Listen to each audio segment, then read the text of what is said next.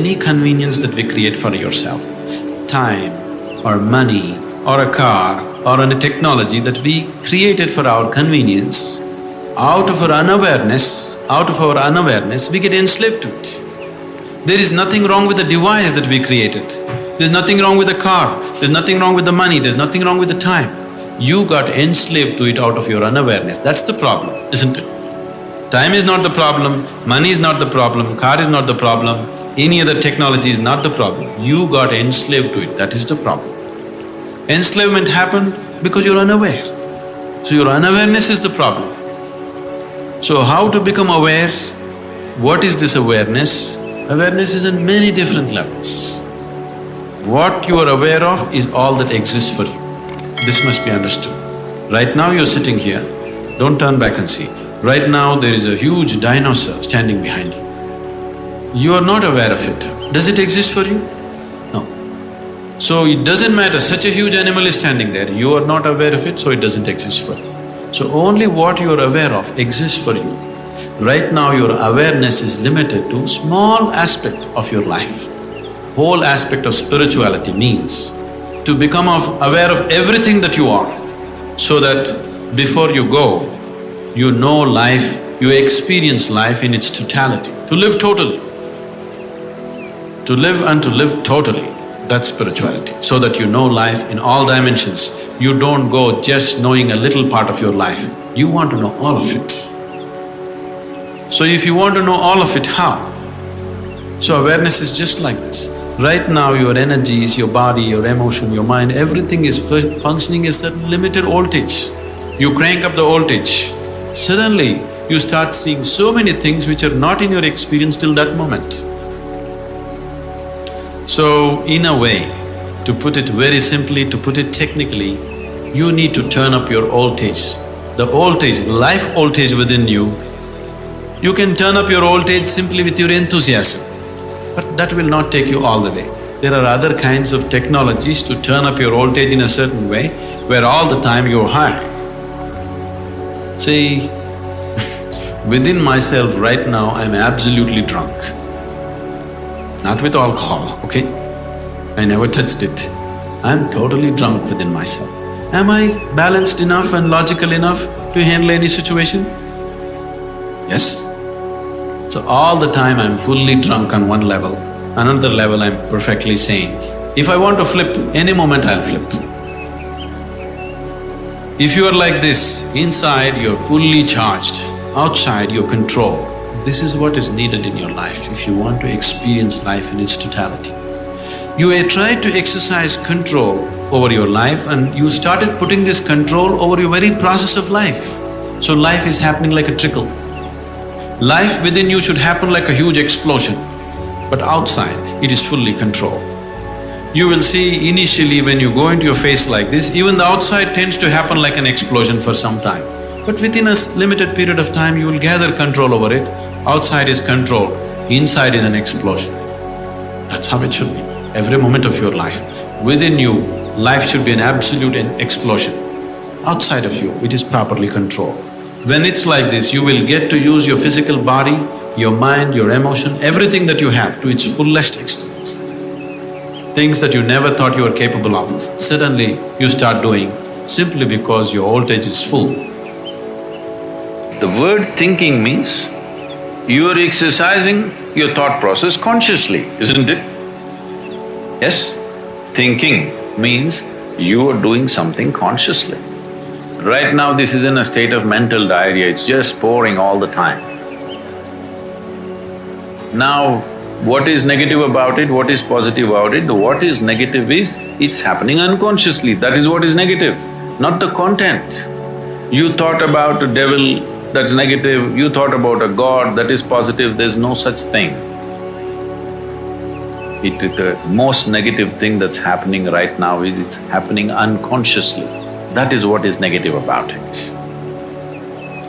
And a whole lot of people have destroyed themselves trying to stop those thoughts that they think are negative. And they try to fight them in so many different ways. You create these things and then you fight them. It's your thought. You must be able to throw it and roll it back whenever you want, isn't it? You must be able to roll it out and roll it in as you want. But right now, your own ghosts have become so big that you want to fight them. If you win, you're really lost. Because something that is not true, if you fight and win it, you have really lost it, isn't it? So there is no such thing as negative and positive thought. Either it's a conscious thought or it's a diarrhea. So, how to stop this? This is the first thing you must do. You identified yourself with something that you are not. Now you can't stop your thought process. Do what you want. You do any mantra you want, think of any god you want, do whatever the hell you want. The moment you identify yourself with something that you're not, you cannot stop your mind. No moment in the existence is perpetual.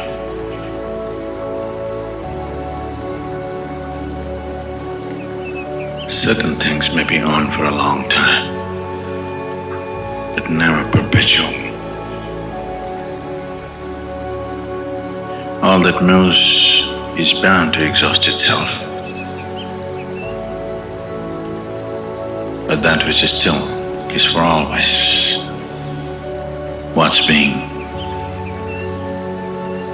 propagated or what's being termed as meditation is essentially to move towards that stillness, to become like the core of existence. It is not that you have to strive to become like that.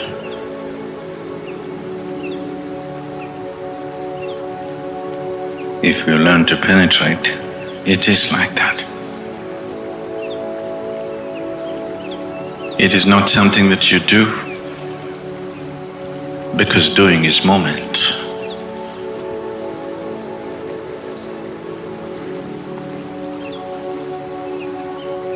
It is something that you fall back into because it's from that stillness that moment has originated. It is from that stillness that the surface is movement.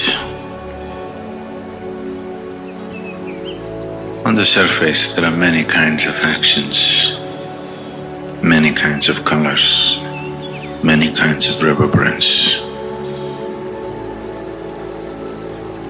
Not against it. All that you call as life, all that you generally know as life, is the surface reverberance.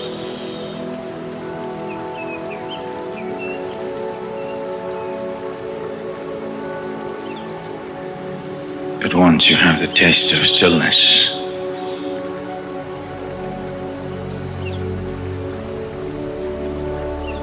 if you wish, you can play the surface.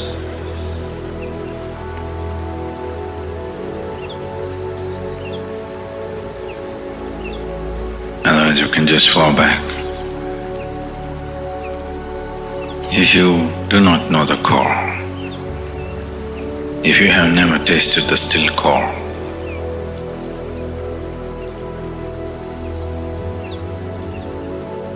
forever it's in some kind of compulsive movement. Believe me.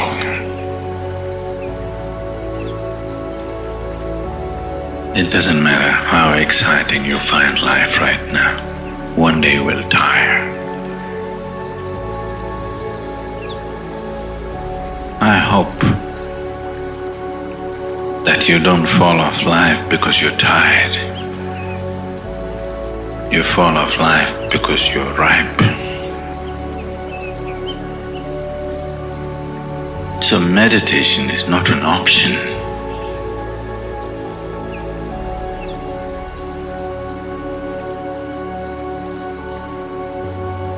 meditation is not a fanciful endeavor in one's life. If you do not know how to be still, you can only be ill. There is no other way. You may have different names for your illness. The choice is only this. Either you learn to be still, or you will be in some form of illness. A man is ill only because he does not know how to be still.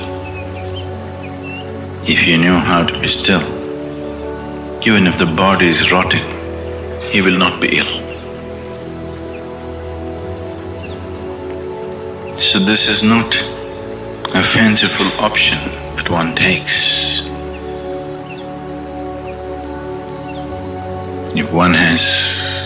If one looks at life and life process closely enough, diving deeper into it is a natural process. Touching the core of it is the success.